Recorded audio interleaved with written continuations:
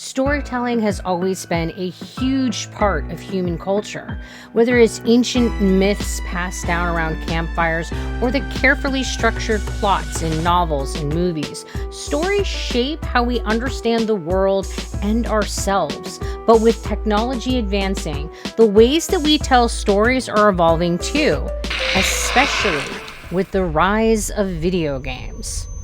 Video games have completely changed the storytelling game, offering a fresh, interactive, non-linear, and immersive approach.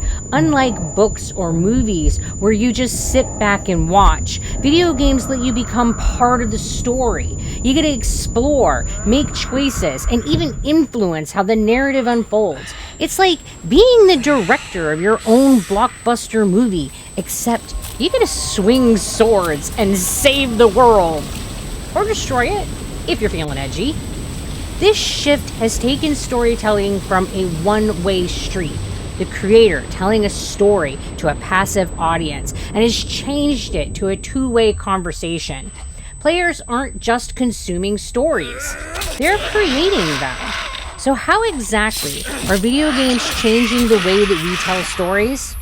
Well, we're going to look at some modern games so that we can see how interactivity, environmental storytelling, and player agency are rewriting the narrative rulebook. Traditional storytelling usually gives you a fixed narrative. You read a book, watch a movie, and the story unfolds as the author or director wants. It's like being on a ride at an amusement park. You don't get to steer, you just enjoy the view. But with video games, well, buckle up, because you are not just in the back seat anymore. You are the one holding the wheel. A prime example of this shift is Dark Souls Remastered. In a book or a movie, the story is handed to you on a silver platter. But Dark Souls? Nope. It makes you work for it. There aren't any long cutscenes explaining the world's history. Instead, the lore is tucked away in item descriptions, cryptic NPC chats, and environmental clues. You gotta piece it all together yourself, making each person's journey through the game unique. It's like solving a giant sword-filled puzzle that you get to create. Similarly, Enshrouded makes lore discovery a key part of the experience. The game world is full of ruins, remnants of the past civilization, and hidden texts, but it never forces the story on you. If you want to uncover the deeper story, you've got to go looking for it. This approach makes everything more engaging and mysterious. Exactly what we all love about games. Some of the best storytelling in games happens not through characters or dialogue, but through the environment itself. It's like the game world is speaking to you, if you're paying attention. Take Scorn, for instance. Instead of bombarding you with long monologues or dialogue trees, the story unfolds through abandoned structures, creepy tech, and freaky creatures. You gotta pay attention to the little details to figure out what's going on. It's like being a detective in a nightmare. And speaking of nightmares, Scorn draws heavy inspiration from the works of Geiger, the guy that designed the xenomorphs in Alien, and Beninsky, a painter known for his disturbing dystopian art. These influences don't just shape Scorn's visuals, they add a layer of meaning that deepens the story for those who can spot the references. It's not just creepy, it's a conversation with art history, adding extra depth for those who care to dig into it. This method shows how video games can create a more immersive storytelling experience. Instead of giving you all the answers, they invite you to explore, uncover, and make your own conclusions. It's like the game is nudging you and saying, hey, go ahead, figure it out. It'll be worth it. Some games go even further by making you master of your own story. Games like Enshrouded and Omega Crafter embrace emergent storytelling, where the narrative isn't strictly written by the developers. It's shaped by your choices and actions. It's like being in charge of your own reality show, but with more crafting and less drama. Unless you count the occasional monster attack. Survival crafting games in particular thrive on this type of storytelling. They let you explore, create, and interact with the world, and it's your choices that ultimately tell the story. Take Omega Crafter, for example. It's an open world game where you can shape your own journey through exploration and creativity. The main narrative may have a framework, but the personal adventures you create and the things you choose to do define your experience within the game. Similarly, Enshrouded encourages players to uncover its world story at their own pace.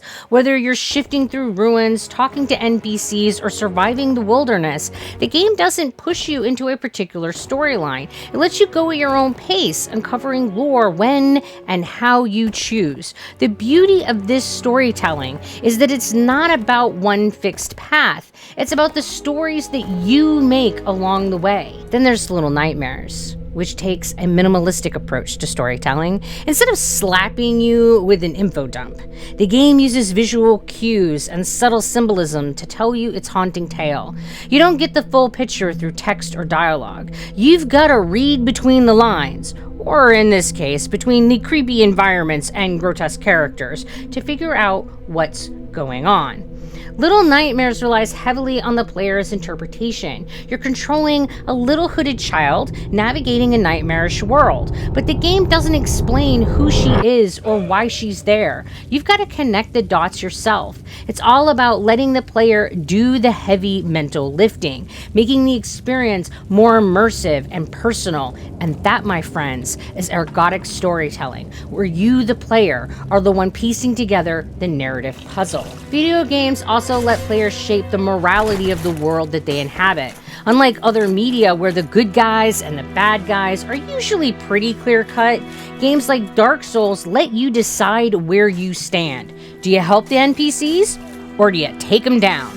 It's totally up to you. Your choices shape the world, and they also define the kind of hero or villain that you choose to become. Soma takes a slightly different approach to morality. Instead of altering the world around you, it makes you reflect on your own moral compass. The game throws ethical dilemmas your way, ones with no clear right or wrong answers. The choices don't change the ending, but they make you question your decision in ways that linger long after the game's over. It's like the game is forcing you to confront your own sense of right and wrong.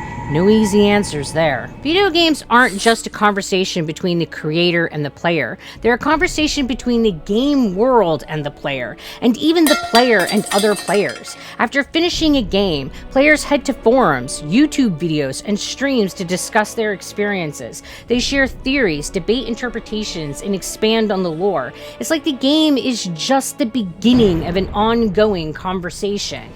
When a game presents an open ending or cryptic narrative, fans come together to discuss, dissect, and theorize about it. Games like Dark Souls, Little Nightmares, and Scorn have vibrant communities that analyze every detail, helping each other piece together the puzzle. This collaborative aspect of gaming storytelling builds a sense of connection and emotional investment, making the story feel personal for each player. As the technology continues to advance, video game storytelling will only get more dynamic. We're already seeing games with AI-driven narratives and procedural storytelling that adjust based on player choices. Who knows what the future holds? We might even see traditional media start borrowing some of these interactive elements. Video games have revolutionized storytelling by making it interactive, immersive, and driven by the player. Through environmental storytelling, emergent narratives, and player agency, games are allowing players to engage with stories in ways that other forms of media simply can't. And most importantly, video games have turned storytelling into a collaborative experience where the player and the world work together to create something unique. So while books and movies will always have their place, the future of storytelling seems to be headed in a much more interactive direction, one where you are the hero of the story.